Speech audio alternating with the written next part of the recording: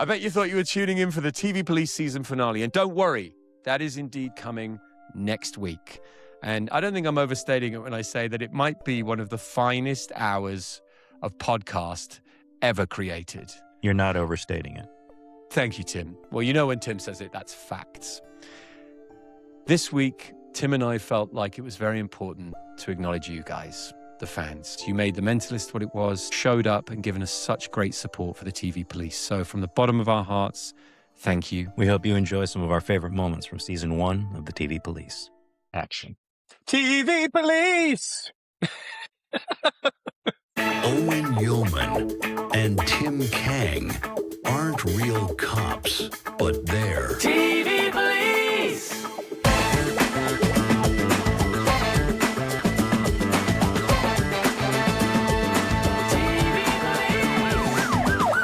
the TV Police. You've met Tim's new mustache? I have indeed. Yep. We have How are you guys covered getting that along? ground. Good.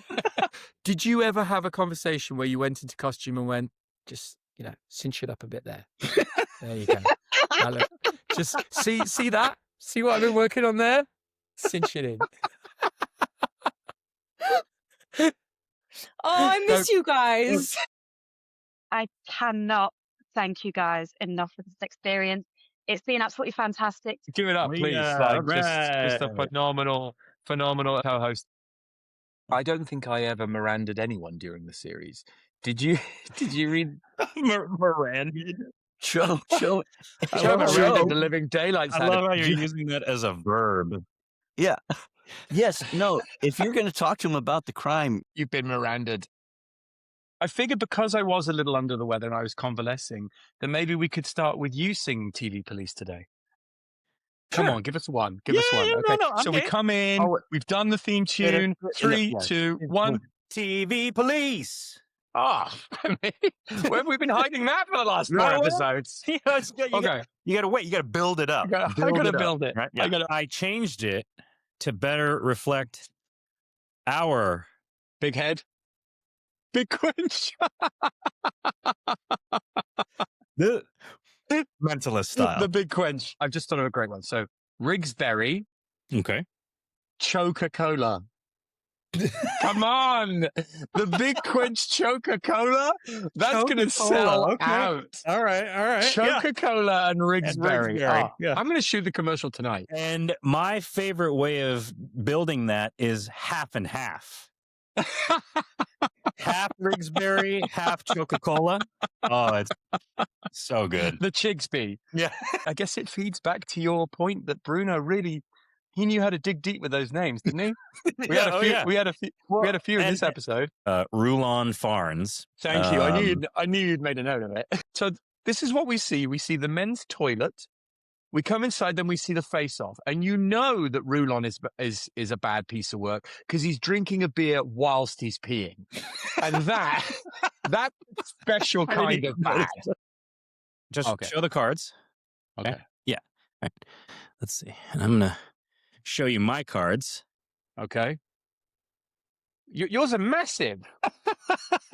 Why are you, I mean, is it because you're smaller than me? Like, no. That is a massive set of cards, my friend. See? Wow. So that's why. What's your trick? We can do it. Let's do your trick. My other word was the Mentalist. Okay. Yes. This episode to me is representative of the show. The show, yes. This is the show. 1 through 5, we were figuring things out. Episode 6, it all culminates. This is what we're going to use, and let's push that forward. Yeah. Try to edit out as much of Owen as possible, and exactly. Edit in I believe it.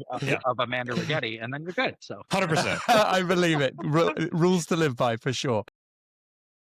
Sometimes you get a draft back and it was like very lightly touched, and you're like, you felt very proud. And then sometimes you got one back and it was like, it was an episode about a water park, and then it became back an episode about like the army. And you're like, holy shit. what happened? And then you started calling your agent, being like, we might need to go on some meetings next year. Was Bruno sitting at the head of the table like Blofeld? I mean, how was that? Oh, yeah. I mean, you come to like the Grand Poobah, and you really are kind of presenting to like that one guy. Right. And sometimes your friends who, you're really close to the writers, if someone brings something up that Bruno hadn't brought up, you're like, shut the fuck up. You know what I mean? Right. Let me get through this. You know what I mean? Like, talk to me after.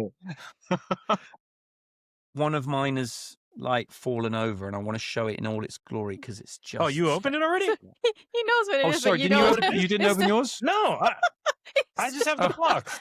Oh, sorry. Look at it. Look at the kid at Christmas who's like, I've already opened it.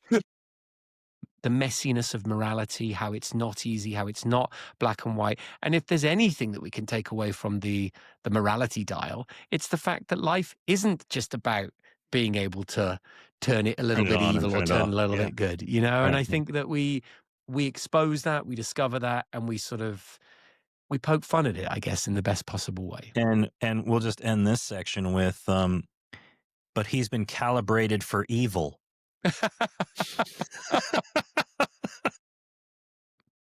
Mine is name or names, okay? Because it's both, and when we get to talking about it, I'll explain why. Okay. Mine, on a personal level or on a character level, is one word.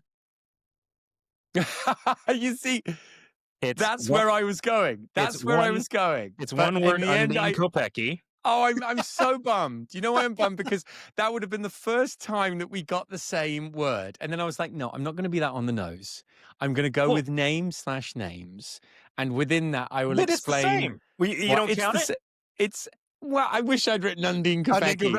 Okay. We'd expected, of course, from our main man himself, Mr. Bruno Heller, overbrimming. It was with so many. Please, give me a hit list. Should we go down the list here? Yeah, let's do it. Breck Renfrew. We had Undine Kopecky. We had Mariska Kopecky. Orval Tanner. Another great one. And Austin Samsa. Austin Samson, wasn't it? Samsa. Samsa. S-A-M-S-A. Yeah, it was. You've actually phenomenal. missed out one of my favorites too, Gardner Renfrew. Gardner. Because I knew a gardener in high school, so I think. Well, so that's where I think the cultural thing for us is interesting, because I don't know any gardeners as a Brit. Okay. And it threw me so much. I wondered whether maybe Bruno was trying to make it especially American, because when I first heard Jane come to the gate and say, I'm here to see Gardner Renfrew, I have information about his brother, I thought he was asking for the gardener. So it's like, why is he asking for the gardener? As soon as Owen was cast, did you start doing a dance? Did you do a jig or anything? Like as soon as I would imagine Owen it would have gone a bit more like this. Who? Yeah, it was a bit more. Who? What? Okay. Sure. Dwayne Yeoman. Never heard of him. I did one episode of The Last of Us season 2. Right. I did the finale episode. I did not think I was going to get The Last of Us. And I called my managers. I'm like, I blew that. I'm like, there is no way I'm getting that show. I guess I pitched myself well enough to crack that. He ended up giving me the finale. So I went from like, I'm never getting that show to getting the finale. The thing that with Owen too, sometimes when we're having these conversations, his command of the English language is so much more heightened. Owen says autumnal hues, though that's the difference. I would say brown color. I thought, given that it was New Year's, I thought it might be nice to bring a touch of magic to this episode. And I do this because my dad, in his retired years, he's decided to take on a magician alter ego, and he does magic shows now, and he calls himself, rather unfortunately, Magic Mike. So I just wanted to do something that wasn't at all impressive, but can you see this? Nothing in this cup, right? Is that a fly in the cup? It looked like something in the cup. I mean, don't be. It's just dirty, guys. Oh, it's dirt. It's just dirt. I mean, like, you didn't have to embarrass me. So yes, just one dirty cup. Yeah, empty. Right? Yeah. Thank you. Empty. Just a regular wand, right? Regular wand. Just a regular magic wand. Regular hollow magic. Not hollow. Just a regular hollow magic wand. wand. You're giving it away. I know. You know, just watch this, okay? So I'm going to put it in here. What And happens I'm to going the to say people magic listening? words, Oh. okay? I'm going to describe it to them. That's a very good point. I wasn't thinking of our viewers in audio. Currently, what I have is a slightly dirty cup in front of me with a non-hollow wand. I'm about to do something spectacular. I'm blanking on like some magic words I could use. What do you think? Abracadabra? I mean, sure. Okay. Abracadabra! Like it was dirty, Tim. A flower just popped out of it for all you people listening. Exactly. So, you know, I'm occasionally... smiling now. That was a good trick. Thank you. Thank you. I mean, yeah. So I thought it was only fair that given that we had namesake quench flavors now, the Rigsby and the Coca-Cola, you know, that what do we I got? introduced both Amanda and the fandom to the Grape Van Peltzer. Perfect. The Grape Van Peltzer Seltzer.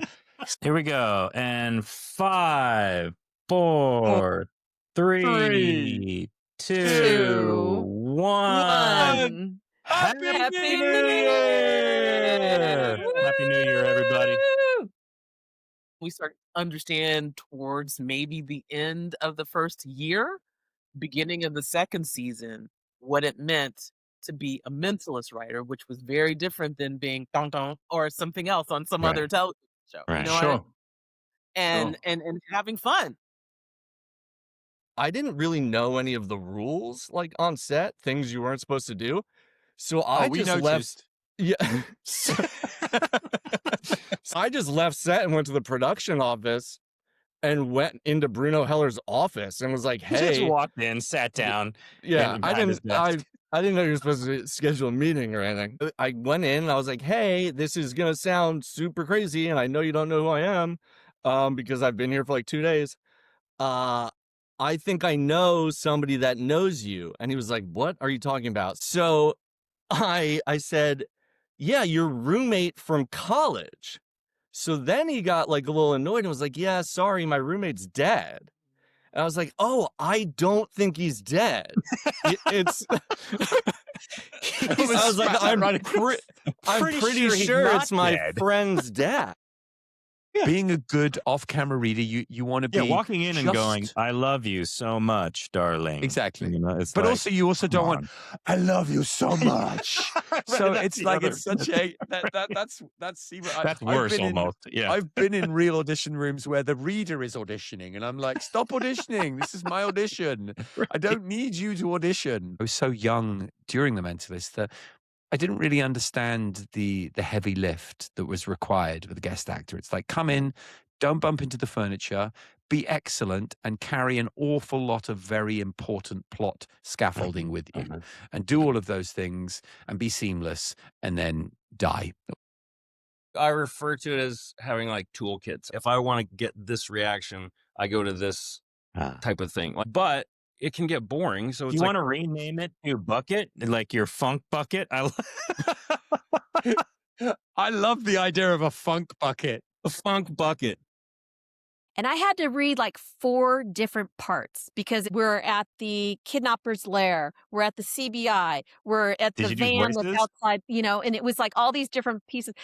I'm the kidnapper. Hi, I'm also the kidnapper. Exactly. And after I did it, you guys gave me an applause, and it was really fun. My one-word remembrance, actually, it seems like a good time to discuss it, is the word meta. Interesting. Come on. We Come did it. on, we did it. We did it. We did it. Wow, I love that. So all season long, Spouses. And Cheryl. Cheryl's with And spouses. Cheryl's with And Owen and spouses. mine. Again, one more time, Owen. Meta. Finally. We nailed You it. guys called each other. No, that was No. what Owen wanted to do from like the pilot that we were doing. He's like, Really? I hope one day we come up with the same. We did it, bro. Good Yeah. work, man. Good work. Yeah. I love that. I love it. I was here to witness Only it. took I us- love it. Yeah. Yes. Yes. Cheryl's that's- episode. Right. You made it happen, Cheryl. Yay. And they'd hired, I want to say Philippe Rousselot, one of the best French cinematographers out there, to shoot this commercial for 2 hours. in the morning and 2 hours in Right. the afternoon. So the commercial was beautiful, and it was digital. So Simon takes a look at this commercial and goes, "Well, this ain't so bad. You know, look, he looked great because they had taken all the time in the world." Sure. And I'm thinking, okay, yeah, we won't be shooting like that. What's his name? Stu Hansen steps up and holds the gun on Brooke Harper when they find the money. Yeah. I looked it up, and $10 million in cash in $100 bills weighs 220 pounds. So I he was just gonna took ask about that. bag and slung it over his shoulder like it was nothing. Yeah, right? that's me. It's That's me 220 right there. pounds. 220 Yeah, pounds. yeah. That's the He just equivalent of threw lifting me. one arm just went like he could lift you with one arm. So he's an extremely fit individual. Hang on 1 second. I forgot something in the other room. Let me let me go grab it real quick. Yeah. Go do your Sorry. thing. You got it. So, yeah, great. Thanks. I just wanted to thank Owen for inviting us into his home. Owen, I'm actually more handsome down here. I don't know Well, it's the lighting, what maybe. you've done. Yeah, The you lighting wanna- is so yeah. much better down here. Here we go. Until next week, thank you for joining us. We have been the TV Police.